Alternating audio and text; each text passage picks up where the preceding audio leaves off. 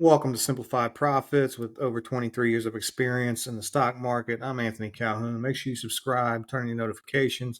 We're going to do a real quick overview of what I actually look for in the stock market when it comes to looking for single stocks. Now, mainly, I prefer the less risky ETFs, whether I'm trading or going long term.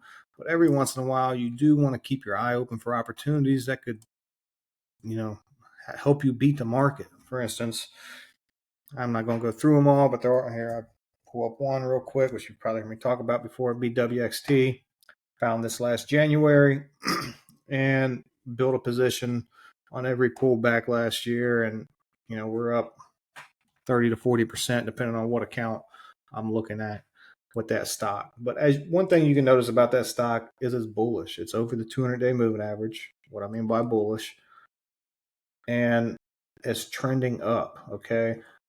For the most part, the highs are getting higher and the lows are getting higher. Okay, when the highs get higher and the lows get higher on every swing. Now here, this right here, I forget what happened, but I bought that every day. It went down, keeping an eye on the 200-day moving average, and nothing has changed my opinion on this stock. So we basically found it in a scan, which I'm gonna go over real quick.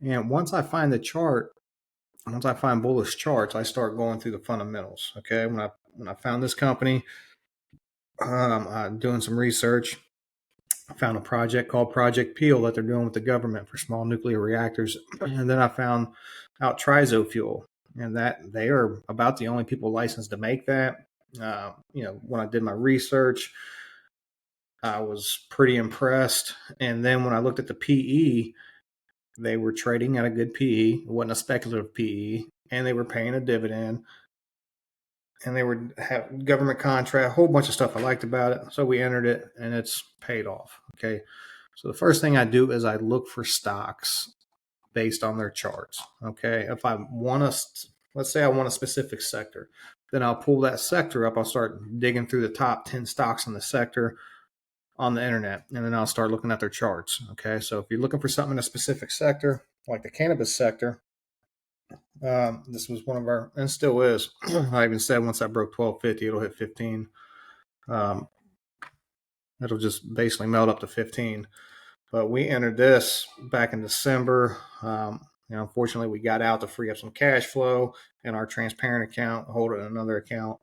But when I look around, I've seen the cannabis sector starting to turn bullish, right?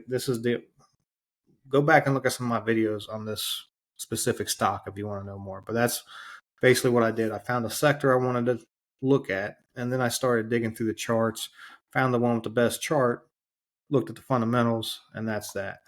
But now, for the most part, when I run scans, I have a bullish scan set up, okay?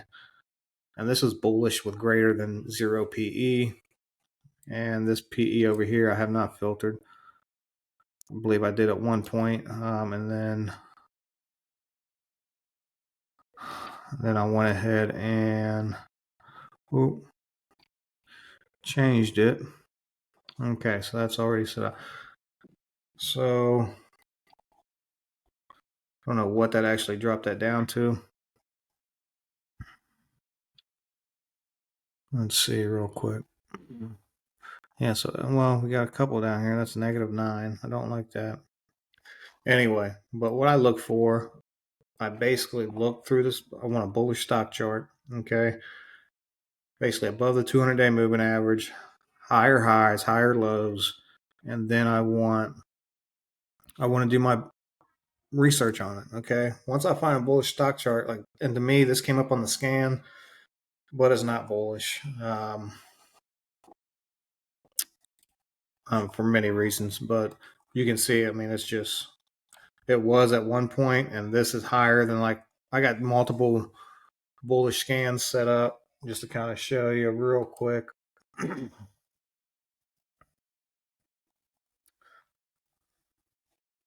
So to go through these, basically close 1 is greater than close 45 and close 45 is greater than 110. And all these are ORs, they're not in. So some stocks be more bullish than the others. I just want to see some of the most bullish ones out there. All of them are going to have to be above the 200-day. So this right here, I believe this is a device for diabetes. As far as the medical device company, I'd have to double check, but I'm not sure. But what I'll do is I'll find a stock chart I like first. Higher highs, higher lows, turn it, either bullish or turning bullish. And then I'll start doing my research. But they got to be over the 200-day moving average. And right now, there's really not much out there. Now, I don't like trading or investing in single biotechs. So this are like Lilly or something of that nature. Let's go to some of these bullish ones right now. So these are all bullish, but let's see here. Most everything out there right now, bullish and oversold, I'm not a fan of because the overall market is overbought. So you understand all these are going to be the laggards. Okay. They're going to be ones that were selling off when the market was going up, which could change directions when the market pulls back, or they could fall farther. The odds of them falling farther is what I don't like. I like doing least risk, most reward.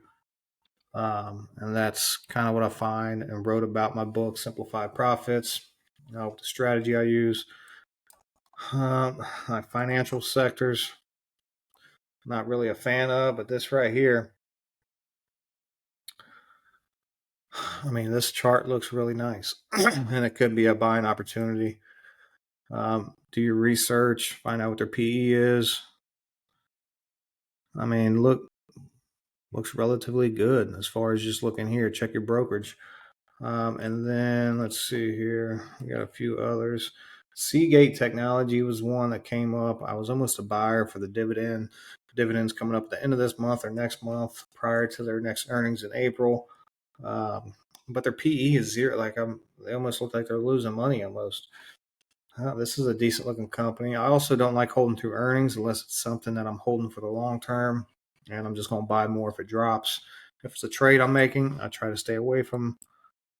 Try to stay away from events.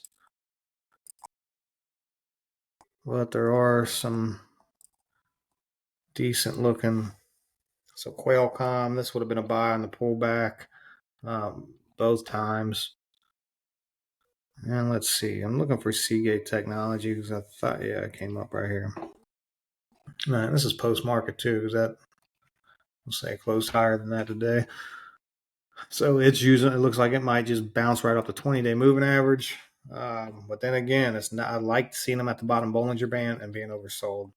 So that's the only thing kind of had me staying away from that today. If it was at the bottom Bollinger Band oversold, I probably would have picked up a small portion of it. Because the stock chart, their PE is zero, but it does look like they're starting to make money again. And the stock chart's showing that, right? That's why the stock chart, when it dropped under the 200-day moving average, we would have stayed away. And that would have saved you quite a bit of a loss. Just now being able to hold the 200-day moving average in this area, and you're still doing 30% better than if you would have held under the 200-day moving average. Those are the things I look for. But I also put it together with the regular market. So good shopping time is going to be when the market is oversold. And at that point, you might as well play it safe, buy an ETF. SPY, I don't like Vanguard, but they are cheap.